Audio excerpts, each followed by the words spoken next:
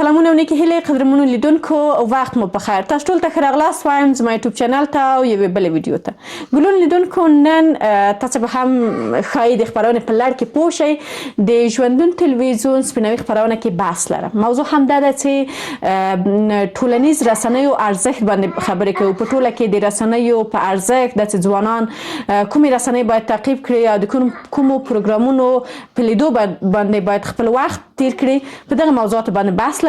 نو تاسو هم ګلون لیدونکو د خپرونې لیدونکي اوسئ چې میلمانه به نور څوک وي او په کومو موضوعاتو به بحث لرو.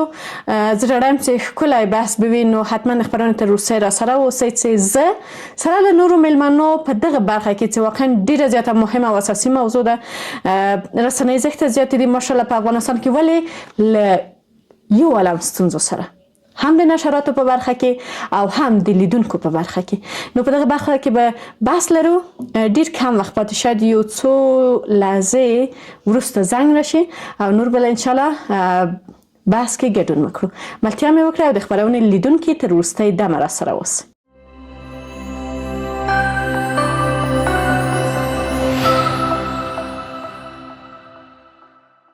رسنۍ او خلک په هر انساني ټولنه کې د رسنیو کردار مسلم حقیقت دی. همدا رسنۍ دي چې د حکومتونو او خلکو ترمنځ یو ارتباطي پل جوړیږي. په ټولنه کې د رسنیو رول څومره اغیزمن دی؟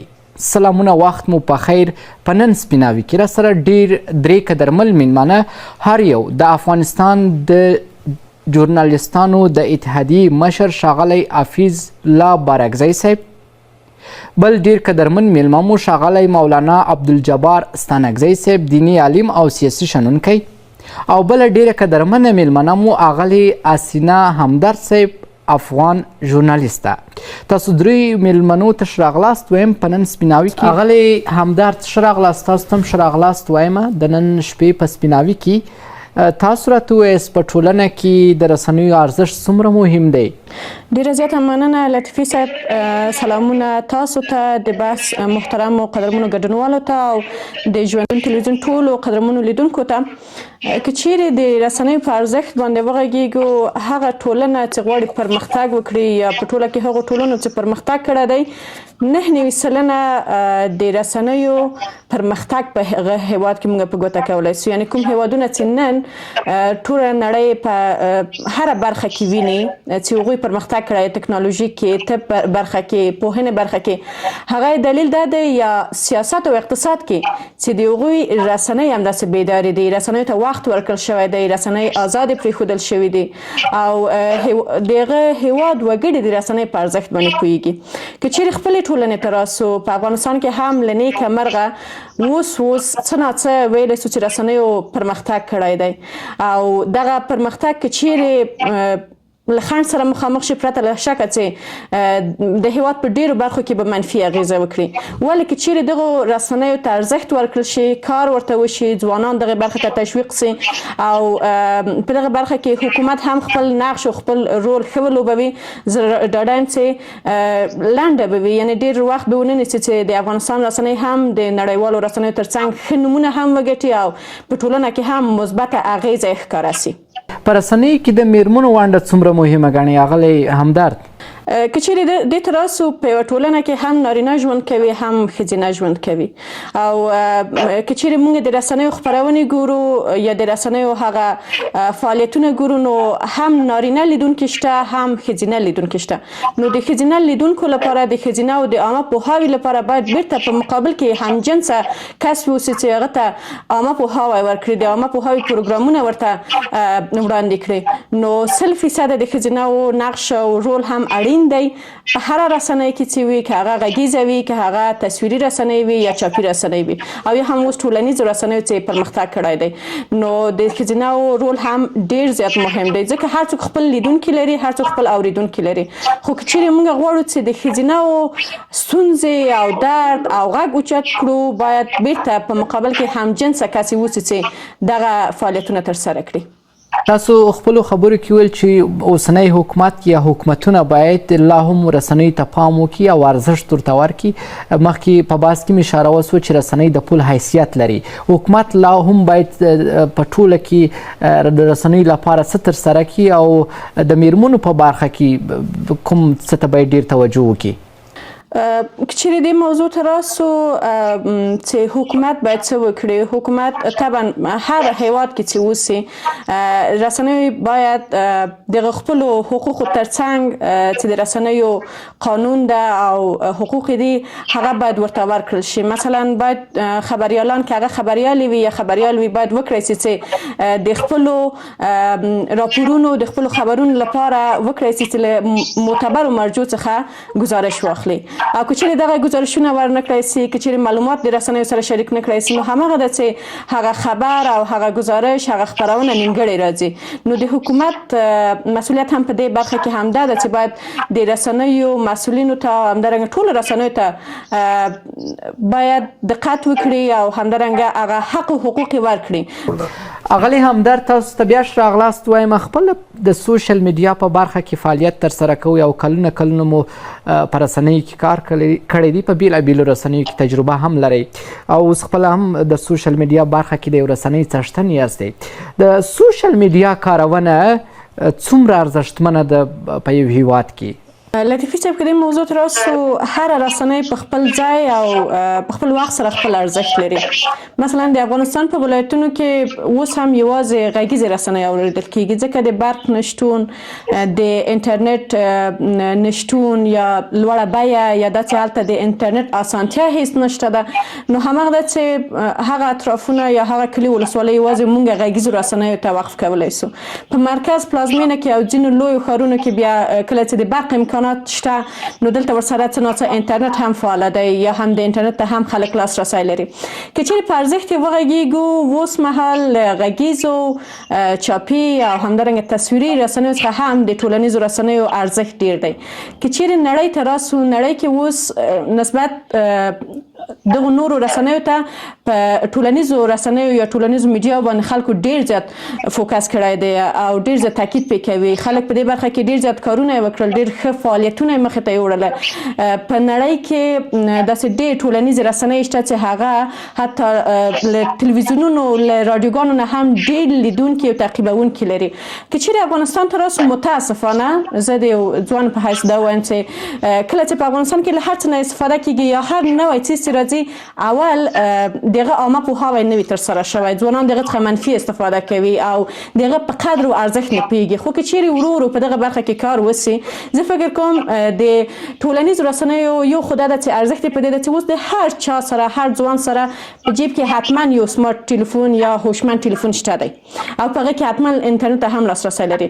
د خبرونو په پوهېدنه کې یا هم د معلوماتو پر راټولونه کې د ټولنیز رسنیو ډېر ښه ادرس کېدلی سي او د دې ترڅنګ دا چې ځوانان پکې فعالیت ولري دا ډېر زیات نقش لري. ځوانانو ته حتی د کار زمینه برابرېږي که چیرې دوی ځانونه پکې تکړه کړي، ځانونه پکې ورسوي. مثلا اوس موږ کولی سو چې حتی له همدغه ټولنیز رسنیو څخه آموزشي پروګرامونه موږ ووینو د کورنیو لپاره، د ماشومانو لپاره، په طبي برخه کې، په اسلامي برخه کې، په ټکنالوژي برخه کې. یعنې زما په نظر ارزښت زښته زیات دی، ولی شرط دا دی چې باید یو دا دی چې په افغانستان کې د انټرنیټ ستونزه شته، هم کیفیت ټیټ دی او هم بیه لوړه ده. په مقابل کې هم باید دغه برخې ته پاملرنه وسي، هم باید ځوانان عامه پوهاوی ورته ترسره سي چې د ټولنیزو رسنیو په کارونه، مثبته کارونه او د منفي کارونه څخه لرېتوب او همدارنګه په ګټو باندې پوه سي، د استفادې په طریقه باندې پوه سي، تر څو وکړی سي هم یو ښه عاید ترلاسه کړي او هم د بوختیا لپاره یو ښه وسیله اوسي ورته. بلې تاسو خپل په سوشل رسنۍ یا سوشل میډیا کې کومې خپرونې خلکو ته وړاندې کوئ؟ تاسو مخکې اشاره وکړله چې سوشل میډیا ډیر ارزښت لري، په دې کې هیڅ شک نشته. ستاسو د خپرونو څخه چې تاسو خلک ویني یا ستاسو سره مخ کېږي، څومره ګټه یې ترې اخیستې، څومره یو څه ترې زده کړي دي؟ اغلی همدرد. بله، شخصا که زه خپلې رسنۍ ته راسم، زه تر ټولو مې هدف دا ده چې زه خپلو خویندو لپاره کار وکړم او هغوی ته په بېلابېلو برخو کې د عامه پوهاوي پروګرامونه جوړ کړم، ثبت کړم او هغوی ته یې وړاندې کړم. ځوانانو ته یو ښه پیام ولرم د دې لپاره چې څنګه کولی شي ځان بوخت وساتي. د ویناوالۍ په برخه کې غواړم چې په ځوانانو ته ښې خپرونې جوړې کړم، هغه څه مې چې زده دي هغه تر نورو هم ورسوم، ځکه موږ په دې ټولنه کې اوس یو څه یو، دغه وطن د دغه ټولنې ځوانان په موږ دغه حق لري، نوی نسل په موږ دغه حق لري چې موږ هغه زده کړې مو چې کړې دي، هغه تجربه مو چې ترلاسه کړې ده، هغه تر دوی باید ورسوو. شخصا زما هدف یوازې همدا ده چې ځوانان کله چې مصروف کېږي راځي زما یوه خپرونه ویني یا زما د دغه رسنۍ لیدونکي دي، هغوی حتما یو پیام ورنه واخلي، حتما یو څه ترلاسه کړي. ګرچې متاسفانه زموږ په ټولنه کې عموما دغه نوی نسل داسې یو ذهنیت ورکړل شوی دی چې نصیحت منونکي نه دي. ولې زه غواړم د نصیحت په بڼه نه، ولې د عامه پوهاوي په بڼه باندې په مختلفو برخو کې، مثلا ځوانانو ته د صحت په برخه کې، ځوانانو ته د ویناوالۍ په برخه کې، ځوانانو ته د ژورنالیستۍ د تکتیکونو د خبریالۍ په دغو برخو کې، نجونو ته د پخلي په برخه کې، د ښه ژوند کولو په برخه کې عامه پوهاوي پروګرامونه ترسره کړم. اغلی همدرد هغه سوشل میډیا چې په افغانستان کې د یوټیوب په نوم فعالیت کوي ځینې جواز لري او ځینې بې جوازه وي او د رسنیزو اصولو له مخې نشرات نه کوي، مسؤلین باید څه ترسره کړي او دولت د دې د بندیدو په تړاو باید څه ډول یو تصمیم ونیسي؟ موږ دغه ټولنه یوې خواته رسنۍ، یوې خواته د ټولنې وګړي، هغه کسان چې همدغه رسنۍ تعقیبوي، د دواړه سره پرتله کړو، څه نه څه ودې ولاس نه ټک نه خیځي. هغه کسان چې موزیشي خپرونې جوړې کړي دي، هغه کسان چې د ځوانانو او د پیغلو لپاره تربیتي خپرونې جوړې کړي دي، تاسو د هغوی هغه ویو هم وګورئ او هغه کسان چې یعنی یوازې په عامه اصطلاح وایي موږ تاسو دې شهیدان یو، هیڅوک به هم زما په خبر باندې نیوکه ونه کړي. هغه ځوانان چې پوه دي، تحصیل یې کړی، تعلیم یې کړی، ولې په همدغه رسنیو کې یوازې ټوله ورځ خپل وخت تېروي، یوازې کنځلې کوي، یوازې مشرانو کشرانو ته سپکې سپورې کوي. تاسو د هغوی ویو هم وګورئ.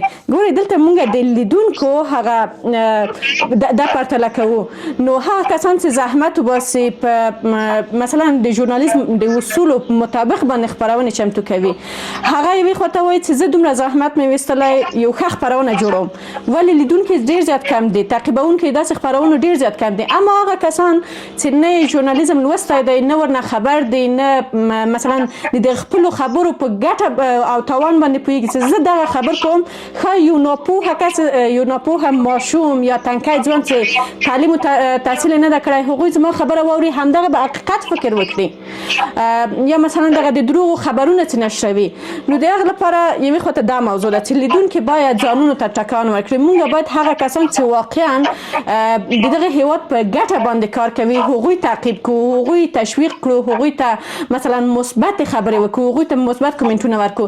او هغه کسان چې دغه ټولنه کې منفي خبرې کوي، هغه کسان چې مثلا ځوانان منفي لوري ته کاږي، باید هغوی نور نو یو څوک په مقابل کې ودرېږي چې بس تر همدې د فعالیت وکړه، ځوانان د منفي لوري ته بوتلل، ځوانانو ته د خیر په ځای شر لاره ور وښودله، نورو ته مثلا حق نه لري چې مخې ته لاړ شي.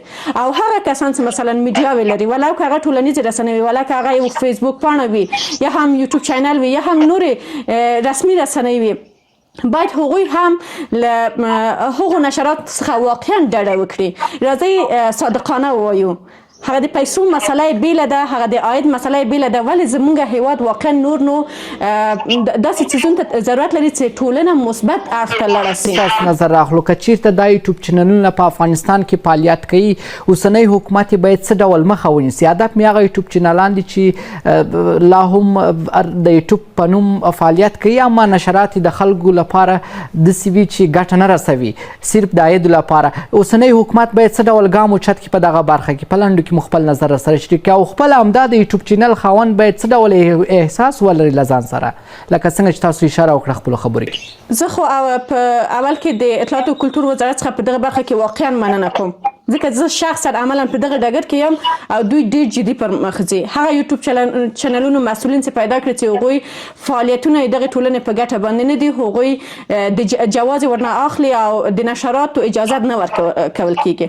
او هغه کسان چې مثلا د یوټیوبونه یا مثلا رسنۍ د اطلاعات و کلتور وزارت سره ثبت دي، طبعا چې د افغانستان د اساسي قانون د اطلاعاتو ته د اساسي قانون په اساس او د اطلاعات و فرهنګ وزارت هغه کوم قانون چې وضع کړی دی دغه په اساس باندې خپل نشرات کوي.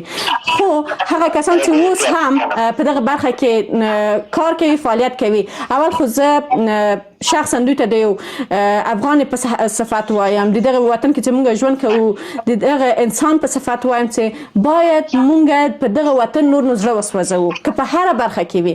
که چیرې یو چا ته وایي ښه خبر نسو کولی، دا حدیث شریف ده، نو حداقل باید بده خبره هم ونه کړو، حداقل باید داسې فعالیت هم ونه لرو چې زموږ د فعالیت څخه یو څوک بده استفاده وکړي. او اطلاعات و کلتور وزارت نه بیا هم هیله په همدې برخه کې ده چې هغه کسان چې واقعا ژورنالیست نه دي، هغه کسان چې په دغه برخه کې زده کړه نه ده کړې او یوازې د شهرت لپاره کار کوي، یوازې د پیسو د لاسته راوړلو لپاره کار کوي، باید د هغوی مخنیوی وکړي. اغلی حسینه همدرد په لنډ کې مو خپل وروستۍ خبرې راټولې کړي په کات یو دقیقه کې. بیا هم یوټیوب چینلانو ته څه وایي څه ډول نشرات باید وکړي په لنډو کې، او هغه یوټیوب چینلان چې بغیر له جوازه فعالیت کوي اوسنی حکومت څه ډول مسؤلیت لري د دې یوټیوب چینلانو په بندولو کې، او هغه د رسنۍ د سوشل میډیا مسؤلین باید خپل د ورځنۍ نشراتو لپاره د ولس لپاره د عامه پوهاوي لپاره څه ډول یو سکیج ولري په لنډو کې. ډیره زیاته مننه. که مونږ چیرې وګرځو په د خپل ورځنیو چارو کې هم ډېرې زیاتې داسې موضوعات دي چې که چیرې مونږ په هغو باندې راپور جوړ کړو یا خپرونه جوړ کړو، هغه زمونږ د هیوادوالو هم خوښیږي او هغوی لیدونکي هم دي او د دغه هیواد په ګټه هم دي. نو هیڅ ځای دې ته نشته، هیڅ دلیل هم نشته چې مونږ داسې نشرات ولرو چې هغه د هیوادوالو په ګټه نه وي، د ځوانانو په ګټه نه وي. نو د هغه لپاره مې وینا یوازې هغه کسان ته چې د دغه رسنیو مسؤلین دي همدا ده چې راځئ تر ننه مو چې هر څنګه نشرات درلودل، ولې وروسته له دې نه د دغه هیواد په ګټه د دغه هیوادوالو په ګټه باندې نشرات ولرو، فعالیت ولرو، تر څو ولې دا اوس تاسو خپرونې موضوع اوږده نه سي او بلې خواته لاړه نه سم، ولې دا اوس د ټولنیزو رسنیو نوم په افغانستان کې بد دی یا مثلا څوک ورته ارزښت نه ورکوي. د دې لپاره چې د دغو کسانو فعالیت د دې لامل شوی دی چې یوټیوب که نور هره رسنۍ اوسي نوم یې بدیږي. نو د همدغه لپاره باید دوی هم جدي تصمیم ونیسي، صادقانه تصمیم ونیسي. او د اطلاعات و کلتور وزارت نه بیا هم هیله همدا ده چې هغه رسنۍ چې جواز نه لري، هغه رسنۍ چې بې جوازه او د دغه هیواد په درد نه خوري فعالیت کوي، باید د هغوی مخنیوی وکړي. ډیره زیاته مننه کوم اغلی حسینه همدرد، افغان ژورنالیست او د ښځو د حقونو په برخه کې فعاله. ډیره زیاته مننه کوم او ستاسو درې سرو بیلمنو څخه هم زیاته مننه کوم، درنو لیدونکو ستاسو څخه هم نړۍ مننه کوم. دا و د نن شپې سپیناوی، تر بیا ښه وخت، ښې چارې. قدرمن لیدونکو، یو لنډ بحث به ورته نه وایم، یو اوږد بحث و، واقعا ډېره اساسي او مهمه موضوع د رسنیو په هکله او ځوانانو ته د عامه پوهاوي په هکله. زه واقعا مننه کوم د ژوندون تلویزیون څخه چې دغسې یو موضوع دوی ټاکلې وه د بحث لپاره او ډېر تکړه او ښه میلمانه وه او په دې برخه کې خپل نظرونه شریک کړل، څرګند کړل. هیله مند یم چې ټولې رسنۍ همداسې لاس په لاس سي او د دغه هیواد د زرغونېدو لپاره، د دغه هیواد کې د پرمختګ لپاره، د ځوانانو د عامه پوهاوي لپاره کار وکړي، فعالیت وکړي، تر څو په ګډه سره دغه هیواد جوړ کړو. ځکه په یوه لاس باندې نه کیږي، په یوه رسنۍ باندې نه کیږي، بلکې باید ټول سره یو ځای شو. نو له تاسې ګلون څخه هم ډېره زیاته مننه کوم. خوشحاله اوسئ چې ویډیو مو تر پایه راسره ولیدله. د یو سوکاله، آباد او زرغون لوی افغانستان په هیله، لوی الله مو مل شه.